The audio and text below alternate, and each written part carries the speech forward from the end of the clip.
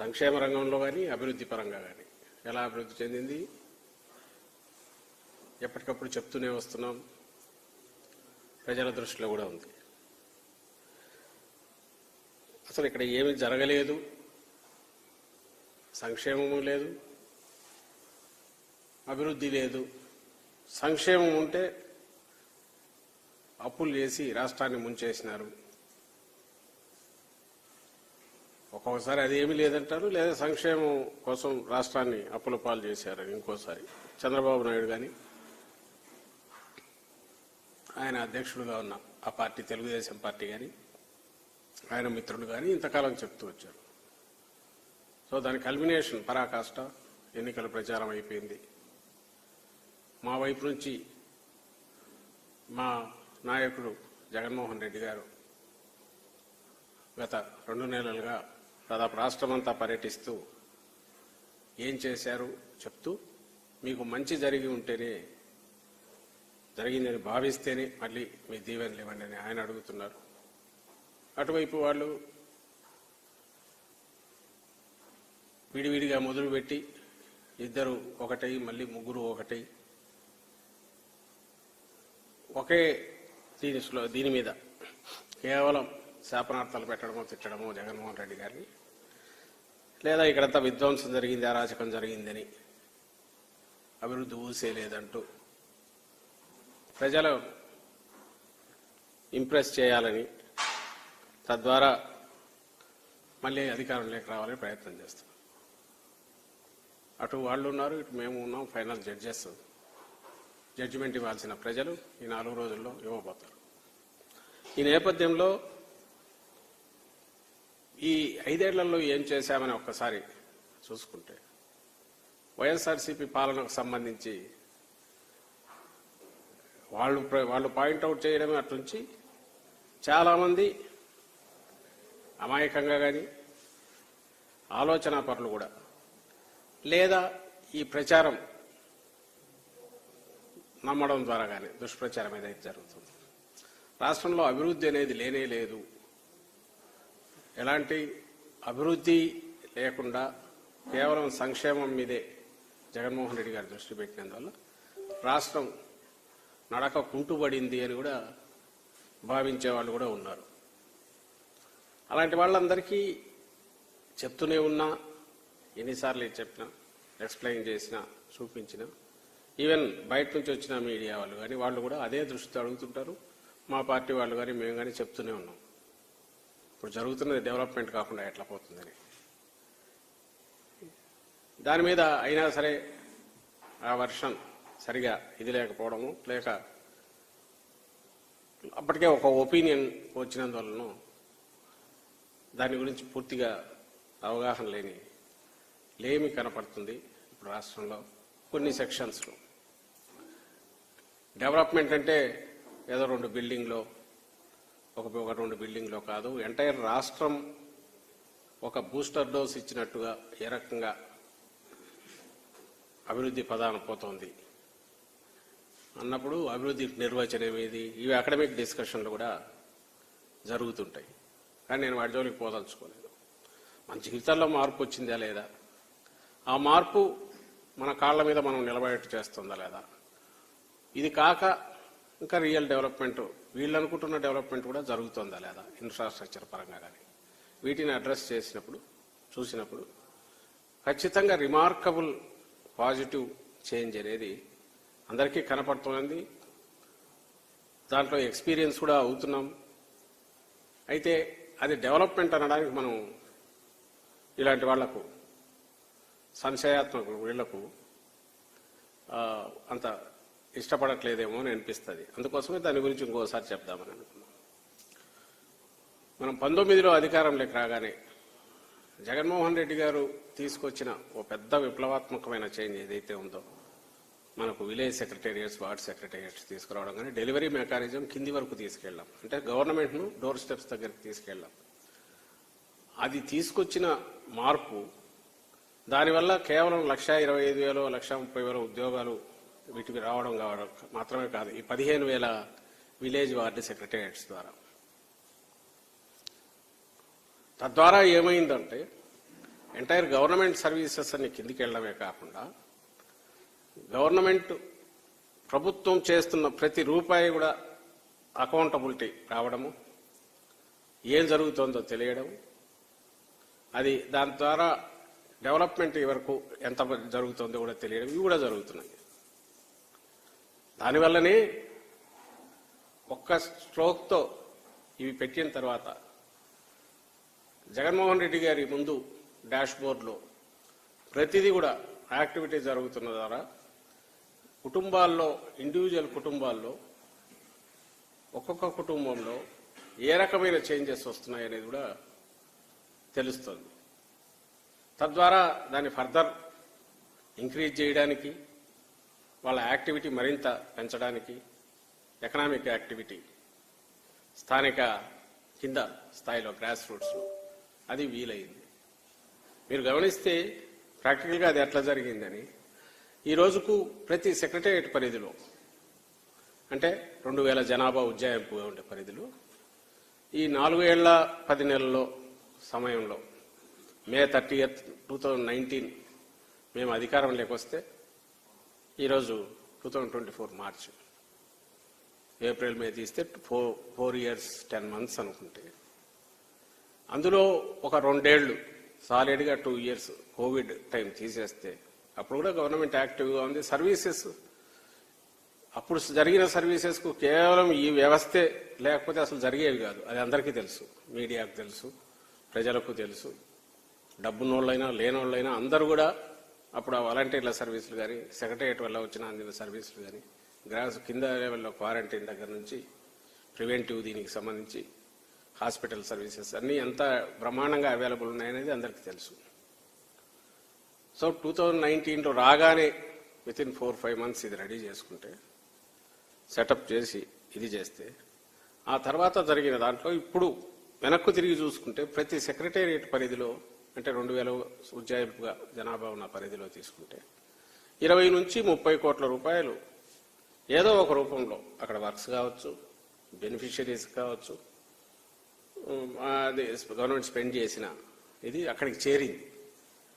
చేరడమే కాకుండా account for అయింది. అంటే అక్కడికి పోతే పలానా ఎవరి దగ్గరికి చేరింది, ఎక్కడికి పోయింది, ఏం జరిగింది కూడా డేటా అంతా ఉంటుంది. పబ్లిక్ డొమైన్లో ఉండేది, ఎవరు కావాలో చెక్ చేసుకోవచ్చు. విలేజ్ సెక్రటరియట్లోనే తెలుస్తాయి. అక్కడ ప్రోగ్రెస్ రిపోర్ట్ పెట్టాం లాస్ట్ ఇయర్ నుంచి. అక్కడికి వెళ్తే ఏమేమి జరిగాయో కూడా డీటెయిల్స్ ఉంటాయి. బెనిఫిట్స్కు ఏమేమి, బెనిఫిషరీస్కి ఏమేమి వచ్చాయో కూడా ఉంటాయి. మీకు అందరికి గుర్తుంటే లాస్ట్ ఇయర్ దాని మీద ఒక ఉత్సవంలాగా కూడా చేస్తూ వచ్చాం. ఇది ఎక్కడికి పోయి ఉంటుంది? ఈ 30 కోట్లు, 35 కోట్లు, 25 కోట్లు, 30 కోట్లు, డిపెండింగ్ ఆన్ దీన్ని బట్టి అక్కడే ఆ ఎకానమీ అక్కడే సర్క్యులేషన్లో ఉంది.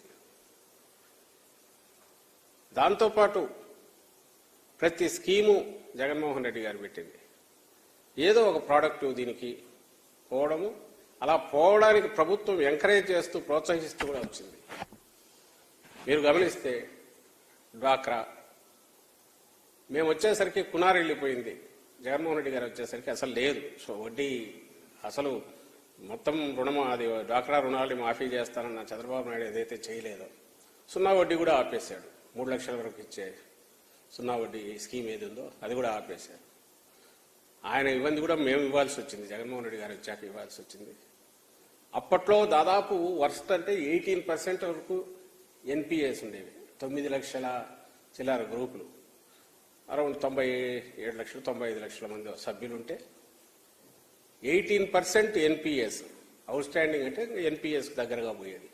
అంటే ఎత్తిపోయి దివాలా తీస్తున్నాయి. జగన్మోహన్ రెడ్డి గారు రాగానే 1-2 నెలలు 3 నెలల్లో 3% తగ్గి, ఆ తర్వాత ఇప్పుడు ఎంత ఉందా అంటే 0.17% ఉంది ఎన్పిఎస్. నంబరు 9 లక్షల చిల్లర గ్రూపులు, 95 లక్షల సభ్యులు ఉండేది. ఈరోజు 1,15,00,000 మంది మహిళలు వీటిలో సభ్యులుగా ఉన్నారు. అండ్ నేను ఇంతకుముందు అన్నట్టు రీపేయింగ్ కెపాసిటీ, అంటే ఎన్పిఎస్ లేవు, యాక్టివిటీ, వయబుల్ యాక్టివిటీ వాళ్ళు చేస్తున్నందువల్ల వాళ్ళ కార్యక్రమాలు వాళ్ళ దానికో రీపేమెంట్ చేసుకుంటున్నారు, సంపాదిస్తున్నారు, మళ్ళీ రీపేమెంట్ చేస్తున్నందువల్ల ఎన్పిఎస్ పర్సెంటేజ్ 0.17కు తగ్గింది. ఇది ఆల్ ఇండియా రికార్డు. ఇంకా అది కూడా దాన్ని కూడా ఇంకా ఇచ్చేయడం కోసం ప్రయత్నాలు జరుగుతున్నాయి. రెండవది ఇంకొక సూచిక ఏంటి, బ్యాంకులకు లింకేజ్. అంటే ఈ గ్రూపులన్నీ యాక్టివిటీ, ఎకనామిక్ యాక్టివిటీ, ఒకటి నంబర్ పెరిగింది, గ్రూపుల సంఖ్య పెరిగింది, మెంబర్స్ పెరిగారు. అండ్ బ్యాంక్ లింకేజ్ అంటే బ్యాంకుల్లో లోన్లు ఎంత ఎక్స్పోజర్ ఉంది అంటే ఎంత తీసుకున్నారంటే టీడీపీ మొత్తం హయాంలో మొత్తంగా 54,955 కోట్లు తీసుకుంటే జగన్మోహన్ రెడ్డి గారి ఈ 4 ఏళ్ల 10 నెలల దీంట్లో 4 ఏళ్ల 10 నెలలు కూడా 2 నెలల వెనక్కి తీసుకుంటే 1,69,000 కోట్లు ఎక్స్పోజర్ ఈ గ్రూపులు తీసుకున్నాయి. అంటే అంతకుముందు 69,000 అనుకుంటా, 159, కొంత ఎక్కువే ఉండాలి, 69,000 ఉంటే అది 69,000 కోట్లు ఉంటే ఇప్పుడు 1,55,000 కోట్లకు పెరిగింది. అది ఏమి ఇండికేట్ చేస్తుంది? ఇది ఈ డ్వాక్రా గ్రూపులు అప్పట్లో అంత యాక్టివిటీ చేసినవి ఈరోజు దానికి 100 గార్డు ఆల్మోస్ట్ 140%, 130%, 140% ఎక్కువ యాక్టివిటీ, ఎకనామిక్ యాక్టివిటీ చేస్తున్నాయి. మరి అవన్నీ ఎక్కడ, ఆదాయం ఎక్కడికి పోతుంది? ఆ సభ్యులకు పోతుంది. వాళ్ళ స్వయం ఉపాధి, వాటిని ఎంకరేజ్ చేస్తున్నాం. అలాగే చేయూత సంవత్సరానికి ఇచ్చే 18,750 దాన్ని ఎంకరేజ్ చేసి దానికి తోడుగా బ్యాంక్ లోన్ ఇప్పిస్తే 75,000 రూపాయలు వస్తే వాళ్ళు స్వయం ఉపాధికి ఏదైనా పాడి పశువులు తీసుకోవడము లేదా కిరాణా కొట్లు కానీ యాక్టివిటీ, రకరకాల డిజైనింగ్ ఏదో వాళ్ళ యాక్టివిటీకి పెట్టుకుంటే దానికి సపోర్టింగ్ ఇవ్వడంలో గవర్నమెంట్ హ్యాండ్ హోల్డింగ్ చేసింది. 16 లక్షల మంది చేయూత కింద వచ్చిన వాటితో ఎకనామిక్ యాక్టివిటీ స్టార్ట్ చేశారు. స్వయం ఉపాధి ఏదో ఒకటి, వాళ్ళంతా మళ్ళీ రీపేమెంట్ చేస్తున్నారు. అంటే సంవత్సరానికి ఈ 18,750 ప్లస్ బ్యాంక్ నుంచి లోను అంటే 75,000 అంటే ఎకనామిక్ యాక్టివిటీ మొదలు పెట్టిన వాళ్ళకు ఈ 5 ఏళ్లలో ఎంత వాళ్ళు తీసుకొని ఉండొచ్చు, ఏం స్పెండ్ చేసి ఉండొచ్చు, కాళ్ళ మీద నిలబడి ఉండొచ్చు అంటే అది లక్షల కోట్ల లేకపోతుంది. అలాగే జగనన్న తోడు, ఏదైతే చిరు వ్యాపారాలు, తోపుడు బళ్ళు ఇలాంటివి ఉంటే అది 16 లక్షల మంది తీసుకున్నారు. మామూలుగా రోజుకు అది 10 రూపాయల వడ్డీ కావచ్చు, ఎంత అవుతుంది అనుకుంటా. 100 రూపాయలు ఇస్తే 1000 రూపాయలు తీసుకొని సాయంత్రానికి 1000 రూపాయలు అంటే 900 ఇస్తారు, సాయంత్రానికి 1000 రూపాయలు కట్టాల్సి వస్తుంది తీసుకున్నాను. దాన్ని 0 వడ్డీ చేస్తూ 10,000 రూపాయలు ఇచ్చేది అది ఇప్పుడు పెరిగింది. ఇప్పుడు మళ్ళీ ఇంకా ఫర్దర్ పెంచుతున్నారు. మళ్ళీ అది రీపే చేస్తే దాన్ని 1,000 పెంచుకుంటూ అది ఇప్పుడు 13,000 14,000 వచ్చినట్టుంది ఎలిజిబిలిటీ. దాన్ని ఉపయోగించుకునే వాళ్ళు 16 లక్షల మంది పైకి చిలుకుంటే దాదాపు 17 లక్షలు, అందులో మళ్ళీ 12 లక్షల మంది మహిళలే. అవన్నీ చిరు వ్యాపారాలకు ఉద్దేశించినవి. వాళ్ళు సర్వైవ్ కావడమే కాకుండా వాళ్ళ మీద డిపెండ్ అయిన వాళ్ళు, ఇవన్నీ కూడా స్వయం ఉపాధి పథకాలే. డ్వాక్రా దగ్గర బ్యాంక్ లింకేజ్ ఎంత పెరిగింది, చేయూత దగ్గర అంత పెరిగింది. ఇక్కడ జగనన్న తోడు కింద దీనికోసం ఏం చేసింది ప్రభుత్వం? జగన్మోహన్ రెడ్డి గారు ఎంఎన్సీలను తీసుకొచ్చి ఐటీసీ కానీ, రిలయన్స్, హిందుస్థాన్ లివర్ లాంటి ఎంఎన్సీలు పెద్ద పెద్ద వాటిని మార్కెటింగ్ దీంట్లో ఏంది వీళ్లకు టైఅప్ చేసింది. డైరీ ఎంకరేజ్ చేయడానికి అమూల్ తీసుకొస్తే ఈరోజు దాదాపు 4,700 విలేజెస్లో 4 lakh పైన ఫార్మర్స్ అమూల్తో టైఅప్ అయ్యారు. దే ఆర్ గెట్టింగ్, వాళ్ళకు వచ్చే పాల ధర దాదాపు దీనివల్ల 15 రూపాయలు పైగా 20 రూపాయల దాకా పెరిగింది. పోటీ వచ్చినందువల్ల ప్రైవేట్ వాళ్ళు పెంచారు. ఇందులో 1,00,000 మంది మళ్ళీ మహిళలు ఉన్నారు. నేను చెప్పే ఈ లక్షలన్నీ ఇండివిజువల్సే కాదు, ఇవి కుటుంబాలు. మీరు గమనిస్తే 1,15 లక్షల మంది మహిళలంటే దాదాపు 1 కోటి కుటుంబాలు డ్వాక్రా దీని మీద వచ్చి దాని నుంచి వాళ్ళ ఆదాయం పెంచుకున్నారు. అందులో కొంతమంది డూప్లికేషన్ కూడా ఉండొచ్చు, యూనిక్ దీంట్లో ఉండొచ్చు, లేదా అది ఇది కూడా ఉండొచ్చు, చేయూత కింద ఉండొచ్చు. బట్ దాదాపు మనకున్న 1,67,00,000 కుటుంబాల్లో 1 కోటి కుటుంబాల పైన తమ కాళ్ల మీద తాము నిలబడే ప్రయత్నం చేస్తున్నాయి. ఆ ప్రాసెస్లో కుటుంబాలను నిలబెట్టుకుంటున్నాయి. దాంతోపాటు మా ప్రభుత్వం జగన్మోహన్ రెడ్డి గారి ప్రభుత్వం సమకూర్చిన ఈ ప్రైవేట్ మన స్కూల్స్కు సంబంధించి అడ్వాన్స్డ్ దీంట్లో ఇచ్చి అమ్మ ఒడి ఇస్తున్నందువలన అదే యాడ్ అవుతుంది వాళ్ళకు.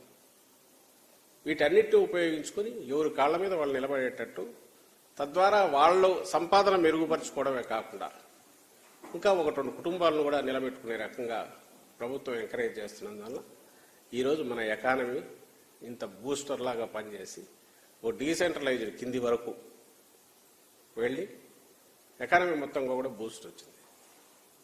కాదని ఎవరైనా అనగలరా?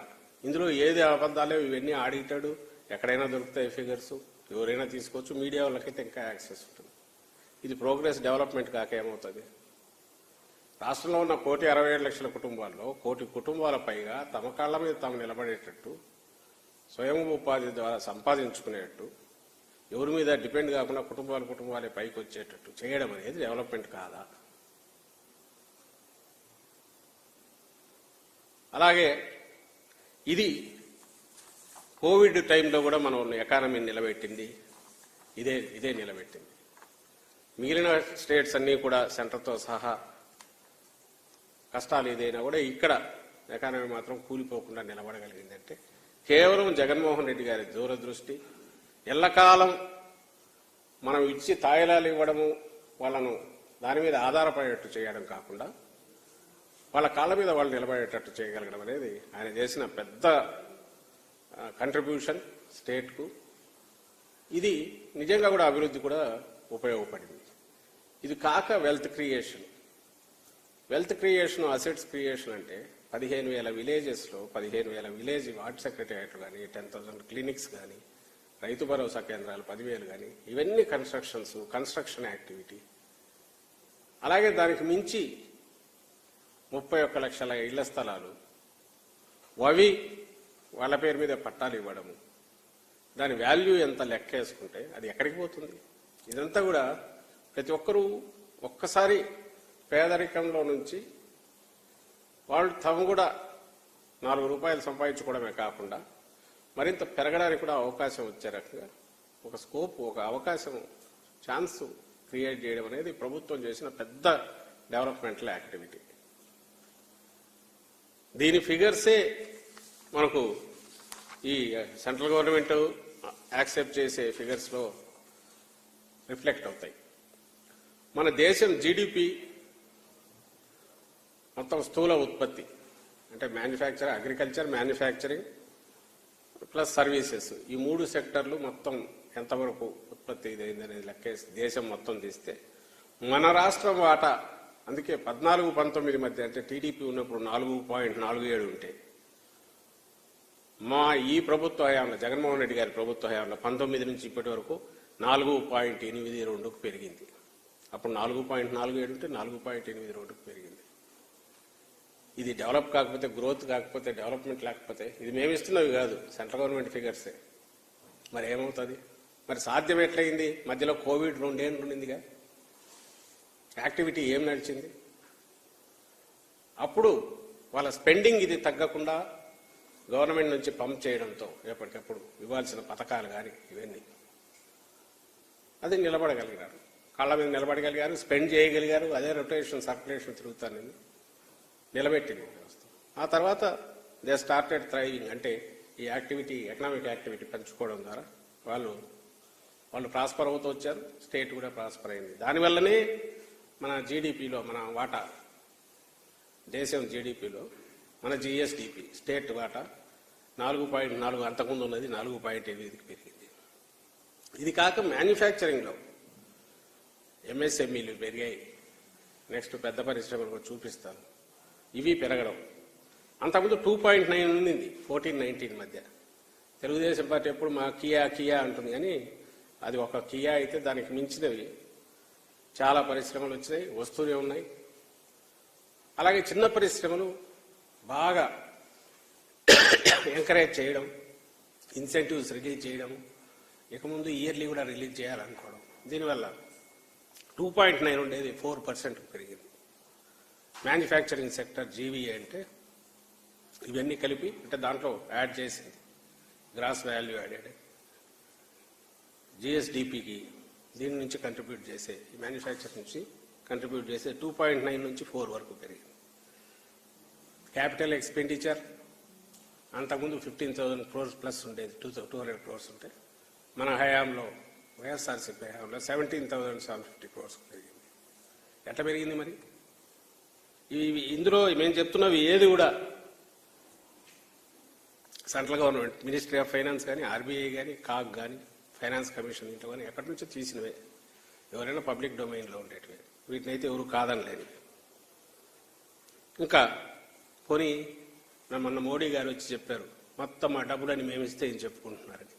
పోనీ అదేమన్నా అది నిజానికి సెంటర్ అనేది స్టేట్స్ నుంచి పోయిందారనే మళ్ళీ డివల్యూషన్ కిందికి షేర్ ఇస్తారు వస్తాయి తప్ప అదేదో వేరే ఎక్కడ ఉండేది సొంతంగా సెంటర్కి వచ్చేది ఏముండదు. అది అందరికీ తెలిసిందే. అయినా సరే సెంటర్ నుంచి వస్తే వాళ్ళ ప్రణాళికలు బాగుంటే స్టేట్కి వచ్చేవి పెరిగితే గ్రాంట్లు కానీ ఇవన్నీ కూడా స్టేట్కు నిలబడడానికి అవకాశం ఉంటుంది. దాంట్లో సందేహం లేదు. అయితే పోనీ అదేమన్నా ఎక్కువ వచ్చిందే మనకు అంటే తెలుగుదేశం పార్టీ హయాం 14-19 మధ్య 47.22 ఉంటే మన హయాంలో అది 46.54 తగ్గింది. అంటే 1% కిందికి దిగింది. అయినా సరే మనం చేయగలిగాం, ఇంత చేయగలిగాం. అప్పుల వాటా గ్రోత్ ఆఫ్ లయబిలిటీస్ వాళ్ళ హయాంలో ఎంత ఉందంటే 7.5% ఉంటే, అంటే అప్పట్లో సెంటర్లో ఉన్నది 3.7 ఉంటే వాళ్ళది 7.5 ఏపీలో ఉంది. మన హయాం వచ్చేసరికి మనది 5.5% ఉంది, వేరే సెంటర్లో 6.6 ఉంది.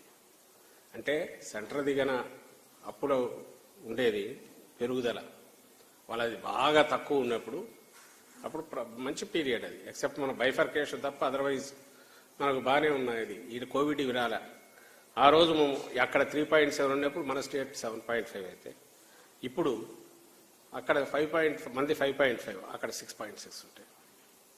అప్పులు ఎప్పుడు రెగ్యులర్ మాట్లాడుతుంటారు 12 లక్షలు 14 లక్షలు అన్నీ కలిపి చంద్రబాబు నాయుడు గారి హయాంలో 14-19 మధ్య 2.58 lakh crores ఉంటాయి.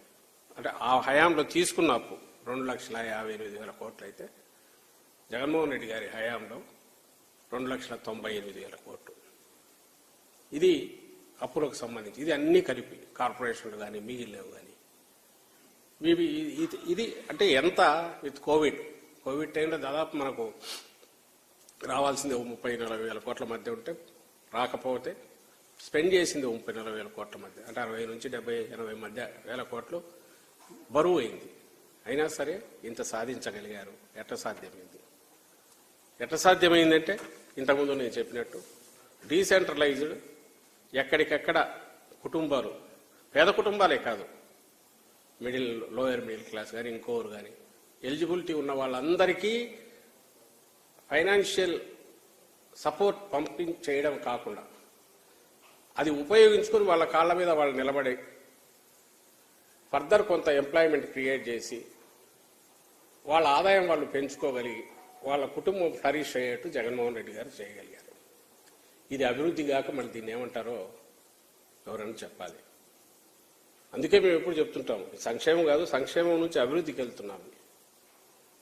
అలాగే హ్యూమన్ రిసోర్సెస్, హ్యూమన్ క్యాపిటల్, దాన్ని ఇంత ఇదిగా అపురూపంగా జాగ్రత్తగా దాన్ని పెంచుకుంటూ వరల్డ్ క్లాస్ ఇది తయారు చేసే ప్రయత్నాలు మన హయాంలోనే ఇక్కడ మొదలయ్యాయి. అందరికీ తెలుసు.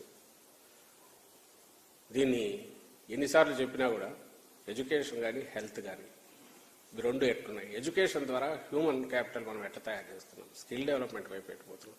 అంటే ఒక కాంప్రహెన్సివ్ వ్యవస్థలు ఇవి తయారవుతున్నాయి. ఒక సెక్యూరిటీ, సోషల్ సెక్యూరిటీ ఇస్తున్నారు.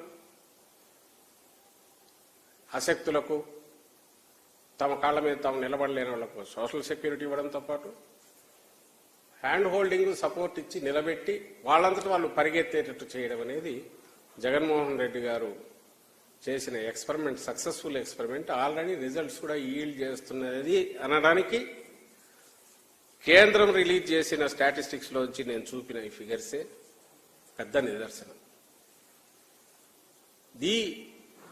కాదని ఎవరన్నా అనగలరా అని నేను ప్రశ్నిస్తున్నాను. దీని కాదని అపోజిషన్, బీయింగ్ అపోజిషన్ వాళ్ళు ఏదైనా అనొచ్చు. కానీ ఇక్కడ ఎవరు ఇంటికి పోయినా వాళ్ళు ఉద్యోగులు కావచ్చు, హైదరాబాద్లో ఉండొచ్చు, వచ్చి చూస్తే ఊరు మారింది. తమ పక్క కుటుంబాల్లో కానీ తమ ఇళ్లలో పనిచేస్తున్న వాళ్ళు ఎవరైనా వాళ్ళ స్టేటస్ కానీ వాళ్ళ సపోర్టింగ్ ఊర్లలో ఉన్న బంధువులు వాళ్ళు కానీ ఎక్కడో చోట కనపడుతూనే ఉంటుంది. మనం డిపెండ్ కాకపోవచ్చు ఈ బెనిఫిట్స్ మీద, లేదా దీన్ని ఉపయోగించుకోకపోవచ్చు, కానీ మనకు తెలిసిన వాళ్ళు ఇంకొకరు వీళ్ళందరూ కూడా వచ్చి చూస్తే కళ్ళ ముందు ప్రస్ఫుటంగా ఈ చేంజ్ కనపడుతుందా లేదా? కనపడుతుంది కాబట్టే ఎకానమీలో తేడా వచ్చింది, కాబట్టి పాజిటివ్ చేంజ్ వచ్చింది, కాబట్టి ఈ ఫిగర్స్ ఇవన్నీ వచ్చాయి ఇక్కడ వచ్చేస్తుంది. దీంతో పాటు మన సంప్రదాయ పద్ధతిలో అందరూ అంటున్న డెవలప్మెంట్ అది కూడా తక్కువే లేదు. ఒక్కసారి నేను అందుకే ఈ ఇండస్ట్రీస్కి ఒకసారి వేసి ఒకసారి చూడండి. ఈ 4 ఏళ్లలో వచ్చిన ఇండస్ట్రీస్ ఇందులో ఎక్కువ భాగం మేము వచ్చిన తర్వాత మొదలై ఇదైనా వీటికి సంబంధించి ఇంతేనా, పెద్దది రాదేమో కదా, సరే. ఇవన్నీ కూడా ఈ 4 ఏళ్లలో వచ్చినాయి. ఇవి కాక ఇవి పెద్ద అంటే 2,000 కోట్లు 2,000 కోట్ల పైన ఉండేటివి. పైనీర్ అల్యూమినియం, అపోలో టైల్స్, ఆ పక్కనే ఫిగర్స్ ఉన్నాయి, గ్రాసిమ్ ఇండస్ట్రీస్, డైకిన్, వరుసగా ఇవి మీరు చూస్తూ పోతే ఇలాంటి ఇండస్ట్రీస్ చూసుకోండి. ఇండస్ట్రీస్ చూస్తే ఇవన్నీ ఈ 4 years 10 monthsలో, ఇప్పుడు మధ్యలో కోవిడ్ మర్చిపోవద్దు, 2 ఏళ్ళు తీస్తే మెడికల్ కాలేజెస్ ఇవి ఇదేంటి అది ముందుది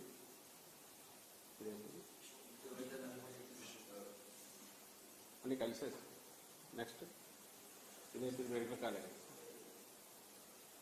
నెక్స్ట్ ఇంకెళ్ళాలి. ఇవి ఇండస్ట్రీస్ వచ్చాయి, మెడికల్ కాలేజెస్ అంతకుముందు 11 ఉంటే మనం వచ్చినాక ఇప్పుడు 17 మెడికల్ కాలేజెస్ చేస్తే 5 మెడికల్ కాలేజ్ ఆల్రెడీ అడ్మిషన్లు మొదలైంది. ఇది కాక ఇండస్ట్రీస్ ఇవి కొన్ని మాత్రమే నేను చూపించినవి. దాదాపు 1,00,000 కోట్లకు పైగా పెద్ద ఇండస్ట్రీస్. చిన్నవి ఎంఎస్ఎంఈ అయితే అంతకుముందు 3 లక్షల చిల్లర ఉంటే 2,80,000 మళ్ళీ యాడ్ అయింది.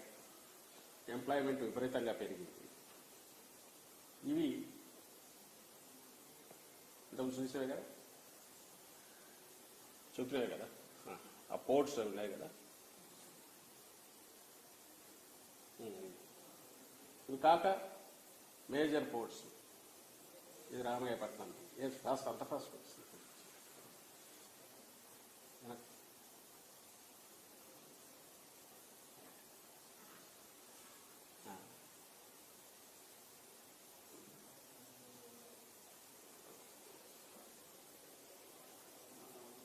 ఫస్ట్ నుంచి వర్తి Ramayapatnam port. Next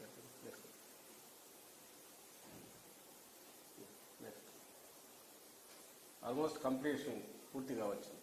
next Machilipatnam port ఈ మధ్య మొదలైంది, సుమారుగా వర్క్ నడుస్తుంది.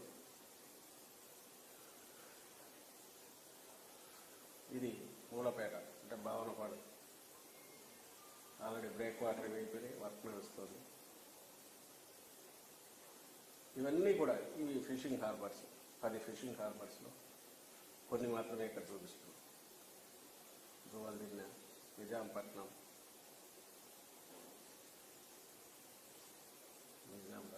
మచిలీపట్నం. ఇవి ఎందుకు చూపాల్సి వస్తుంది ఇవన్నీ మేమంటే, Uppada,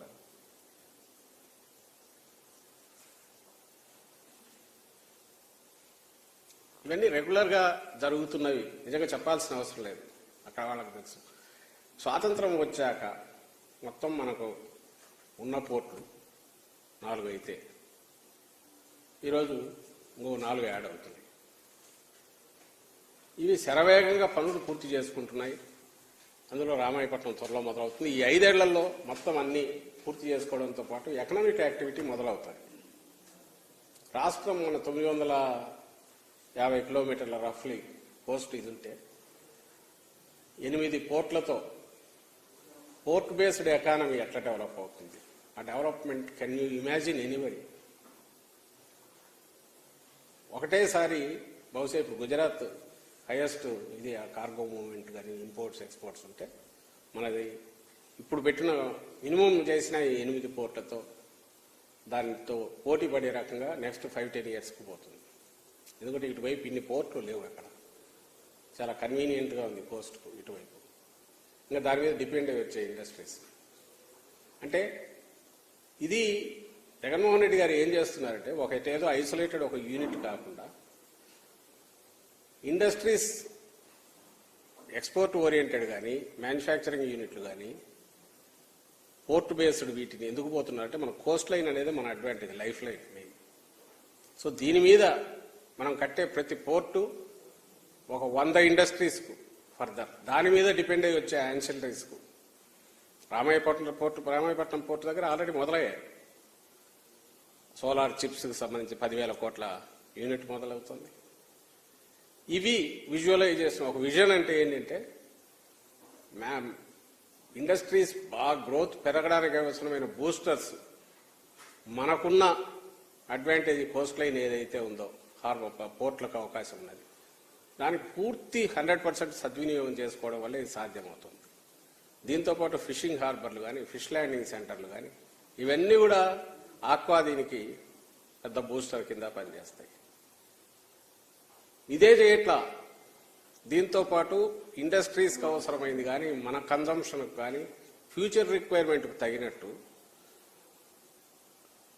pumped storage solar based pumped storage wind కానీ సోలార్ కానీ కలిపి పంప్డ్ స్టోరేజ్ అంటే పీక్ అవర్స్లో మనం 10 రూపాయలు 12 రూపాయలు కూడా యూనిట్ కొనాల్సిన టైంలో ఇప్పుడు అది సమ్మర్ వస్తే 15 రూపీస్ కూడా పోతాం, దొరకట్లా పెట్టినా కూడా. అది అత్యంత చౌకగా మనకు వచ్చే రకంగా ఇక్కడ పంప్డ్ స్టోరేజ్ వీటిని కూడా ఎంకరేజ్ చేసి పెట్టిస్తున్నారు. అంటే ఇదంతా ఫ్యూచర్ విజన్ కాక ఏంటంటే ఇండస్ట్రీస్ ఒక ఇండస్ట్రీ తీసుకురావడం కాదు, ఎంటైర్ ఇండస్ట్రియల్ సెక్టర్ ఒక పెద్ద బిగ్ లీప్ ముందుకెళ్లడానికి అవసరమైన రకంగా రంగం సిద్ధం చేస్తున్నారు. అది డెవలప్మెంట్ కంటే కాకేంది అంటే ఒక పక్క ప్రతి కుటుంబము స్వయం శక్తి మీద నిలబడి స్వయం ఉపాధి సెల్ఫ్ రిలయంట్గా స్వయం ఉపాధి చేసుకోవాలంటే దానికి తగిన ఏర్పాట్లు చేస్తున్నాం. హై గ్రేడ్ స్కిల్స్తో పాటు మిడిల్ లెవెల్ స్కిల్స్ కూడా సంపాదించుకుంటూ జాబ్ ఓరియంటెడ్ కావాలంటే అది చేస్తున్నాం. అలాగే వీళ్ళకి అవసరమైన ఇండస్ట్రీస్ ఎంప్లాయ్మెంట్ ఏపీలోనే జనరేట్ చేయడానికి అవసరమైన ఇండస్ట్రియల్ క్లైమేట్ ఒకటి, దానికి అవసరమైన ఎకో సిస్టమ్, అలాగే ఇన్ఫ్రాస్ట్రక్చరల్ డెవలప్మెంట్ లైక్ పోర్ట్స్ ఇవన్నీ పెట్టడం, వీటి ద్వారా దాన్ని కూడా ఇంకో పక్క డెవలప్ చేస్తున్నాం. దాదాపు ప్రతి జిల్లాకు ఒక ఎయిర్పోర్ట్ వచ్చేస్తుంది.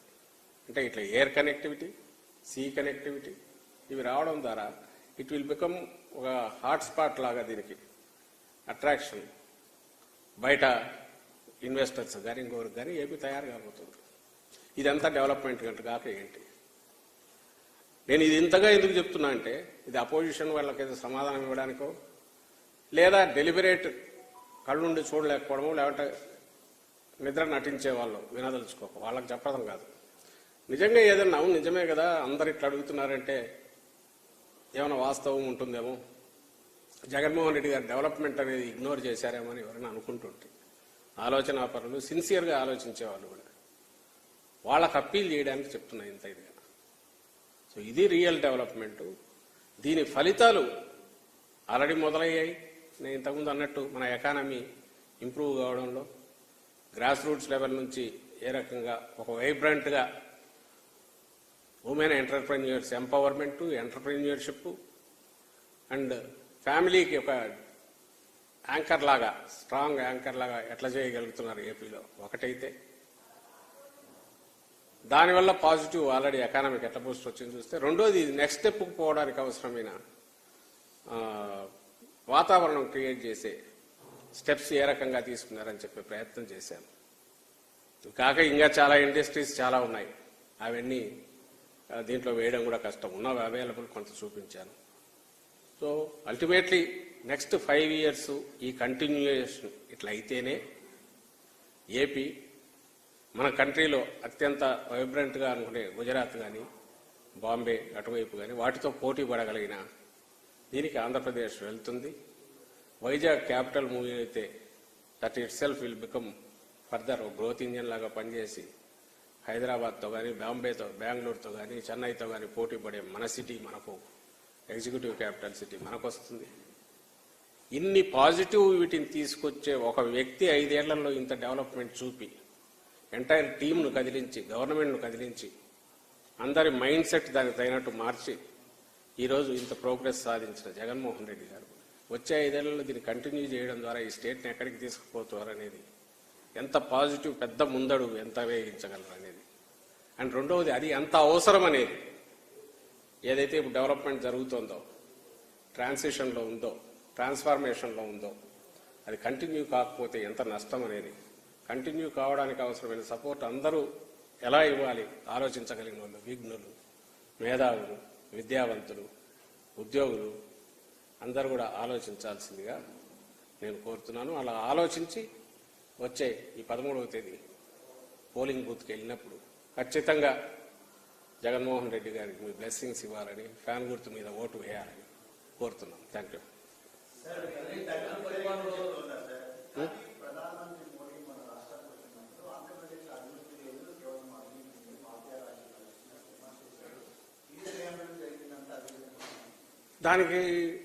దానికి ఆన్సర్ ఇవ్వాలంటే నేను పొలిటికల్గా మాట్లాడాలి. ఒకటి ఆయన ఆ ప్లాట్ఫామ్ మీద ఉన్నారు.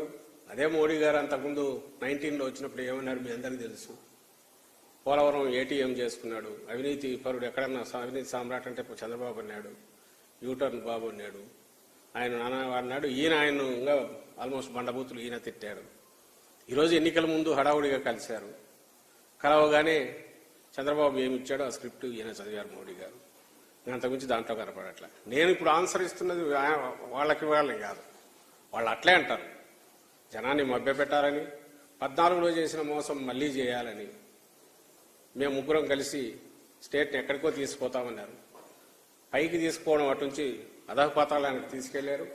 ఆ వెళ్లడంలో కూడా ముగ్గురు లాస్ట్ వరకు లేరు. నేను ఎప్పుడు అంటుంటాను దానికి ముందు సంజాయిషి ఇవ్వాలి. ప్రజలకు ఆ రోజు అంత హామీ ఇచ్చి అరచేతిలో వైకుంఠం చూపించి 2 ఏళ్లలోనే 3 ఏళ్లలోనూ ఎందుకు విడిపోయారు, మళ్ళీ ఇప్పుడు ఎందుకు కలిశారు? మన జగన్మోహన్ రెడ్డి గారు దేనికోసం కలిశారు? ప్రజలకు ఏమి హామీ ఇస్తారు? ఏపీ రాష్ట్రానికి ఏం తీసుకొచ్చి ఇస్తామని మీ ప్రామిస్ చేస్తున్నారు? ఏం లేదే అసలు. ఊరికి అధికారం మాకు ఇవ్వండి మేము రూల్ చేస్తామనేది తప్ప వేరే వాళ్ళ క్లారిటీ అదైనా ఇవ్వలేకపోతున్నారు. లేదా పాదానికి సంజాయిషి కూడా ఇచ్చే ప్రయత్నం కూడా చేయట్లా. మభ్య పెట్టడానికి ఇదిగో ఇట్లాంటి నిందలు వేస్తున్నారు. వాటికి ఏం ఆన్సర్ ఇస్తాం? నేను ఇప్పుడు ఈరోజు మాట్లాడుతున్నది ప్రజల్లో నిజంగా ఆలోచించగలిగిన వాళ్ళు ఉన్నారు. వాళ్ళు ఇంకా నలుగురికి చెప్పేవాళ్ళు ఉన్నారు. వాళ్ళందరినీ ఆలోచించమని కోరడానికి ఇప్పుడు ఇంతసేపు ఎక్స్ప్లెయిన్ చేశాను.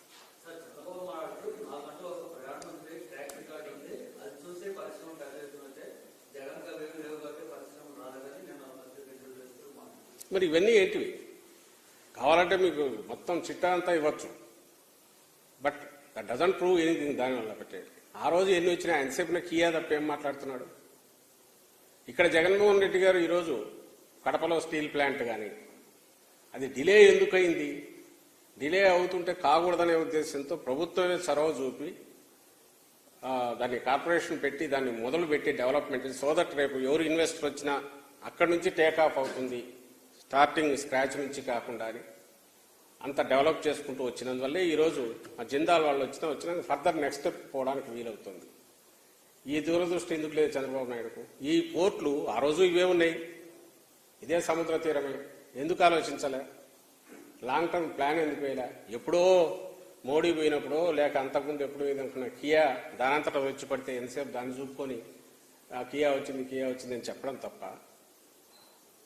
ఆయన సొంతంగా ఈరోజు జగన్మోహన్ రెడ్డి గారు చేసినట్టు ఎయిదర్ డీసెంట్రలైజ్డ్ కింద ఫ్యామిలీ ఓరియంటెడ్ గ్రోత్కు ఎకనామిక్ డెవలప్మెంట్కు కానీ ఏదైతే మనం స్ట్రాంగ్ హోల్డ్ ఉన్న కింద అగ్రికల్చర్ బేస్డ్ ఎకానమీ డెవలప్ కావడానికి ఒక కుటుంబం తన కాళ్ళ మీద తను నిలబడానికి అవసరమైన ఆదాయం సమకూర్చే ఇది ప్లాన్ కానీ ఈ ఆలోచనలు ఎందుకు చేయలేకపోయాడు? మరి ఆయన ఎకనామిక్స్ పిహెచ్డి సోన్లో ఆపినట్టున్నాడు, పూర్తి అయినట్లేదు చంద్రబాబు నాయుడు. తను ప్రపంచంలో అందరికంటే ఎక్కువ మేధావిని అంటాడు కదా, ఎందుకు ఇది ఆలోచన చేయలేకపోయాడు? ఇదే డ్వాక్రా గ్రూపులు ఆ రోజు ఎత్తుంటే ఆయన హయాంలో కోవిడ్ లేదు, ఏం లేదు, ఎందుకు 69,000 కోట్లకే ఆగిపోయినాయి బ్యాంకులకి? ఎందుకు రుణాలు తీసుకొని రీపే చేయలేకపోయారు? ఎందుకు ఎత్తిపోయారు? ఉన్న అవకాశం, కొత్త ఆలోచన లేకపోయినా ఉన్న వాటినైనా ఎందుకు ఉంచలేకపోయాడు? జగన్మోహన్ రెడ్డి గారు అది ఉంచడంతో పాటు వాటికి సపోర్టింగ్ ఇదిగా బ్యాంకుతో టైఅప్ చేయించి సపోర్ట్ ఇచ్చి ఎట్లని ఎందుకు నిలబెట్టారు? ఎట్లా నిలబెట్టగలిగారు? అంటే ఈ ఎండ్ కుటీర పరిశ్రమలు ఈ వైపు చిన్న స్వయం ఉపాధి ఇటు చూశాడు జగన్మోహన్ రెడ్డి గారు, ఇటువైపు ఇన్ఫ్రాస్ట్రక్చర్ పరంగానో స్టేట్ మొత్తానికి మేజర్ దాన్ని ఏమంటారు ఒక గ్రోత్ దీనికి పనికొచ్చే పోర్ట్ల మీద కూడా దృష్టి పెట్టాడు. ఆయన ఎందుకు చేయలేకపోయాడు? కాబట్టి ఎంతసేపు ఉన్నా నన్ను నమ్మండి నేనేదో చేస్తానని తప్ప, లేకుంటే ఆయన చెప్పుకునే హైటెక్ బిల్డింగ్ ఆయన కట్టింది కాదు, నేదురుమల్లి జనార్దన్ రెడ్డి హయాంలో ఎప్పుడో అయినట్టుంది. ఏది ఆయనదంటూ ఏది లేదు. పవర్ లేకొచ్చేప్పుడు లేదు, ఎన్టీ రామారావు గారిని దించి వచ్చాడు, వెన్నుపోటుకు వచ్చాడు, వచ్చి తను వచ్చాడు. మిగిలినవన్నీ ఎవరెవరో డెవలప్ అయితే వాళ్ళ పక్కన గ్రూప్ ఫోటోలు దిగి ఇగో నేను వాళ్ళని తీసుకొచ్చిన వీళ్ళని తీసుకొచ్చిన అనడం, లేదా బిల్డింగ్ ఏదో హైటెక్ బిల్డింగ్ తనది కానీ దాన్ని చూపడం తప్ప ఏం చేశాడు ఆయన? కాబట్టి ఎవరు లేదు, అవన్నీ వదిలేసేయండి. 14-19 మధ్య ఆయన పేరు గుర్తుండే ఒక స్కీమ్ చెప్పమానండి, ఒక పథకం కానీ స్టేట్లో ఇచ్చేసారు. అమరావతి అంటాడు, అవి ఇప్పుడు కంప్యూటర్లో వర్చువల్ దీనిలాగా అవి చూపించేసి, అంతకుమించి అమరావతి అనేది మీరు అందరూ చూడలేదు. ఒక రోడ్డు ఒక దగ్గర మొదలైతే ఎక్కడ అవుతుందో ఎక్కడి వరకు పోతుందో తెలియదు, మధ్యలో ఆగిపోతాయి. అలాంటిది ఆయన చేసిండేది.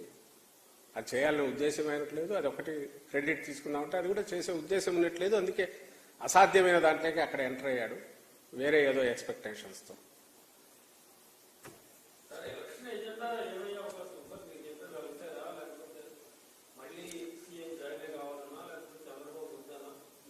ఎలక్షన్ అజెండా ఈరోజు రాష్ట్ర ప్రజల ముందుండేది ఒక్కటే.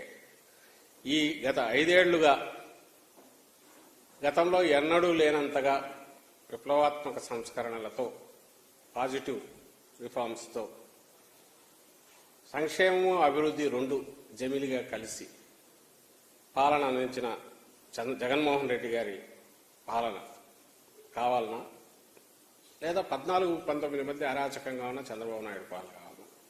ఇంకా చెప్పాలంటే ఈ 5 ఏళ్లుగా నడిచిన ఈ పాలన ఏదైతే సత్ఫలితాలను ఇస్తూ మెజారిటీ 87% పైగా బెనిఫిట్స్ పొంది, అందులో కనీసం 50-60% ఫ్యామిలీస్ తమ కాళ్ళ మీద తాను నిలబడి పిల్లలను బాగా చదివించుకోగలిగి, రోగాలు బారిన పడితే స్పెషలిస్ట్ సేవలు అందుకుంటున్న వీళ్ళందరూ ఈ సేవలు కంటిన్యూ అయ్యేట్టు జగన్మోహన్ రెడ్డి గారిని తీసుకోవాలన్నా, లేకపోతే ఇవన్నీ ఆగిపోయే దానికి దారి తీసే చంద్రబాబును మళ్ళీ తెచ్చుకోవాలన్నా? ఇది ఆలోచించుకోవాలి.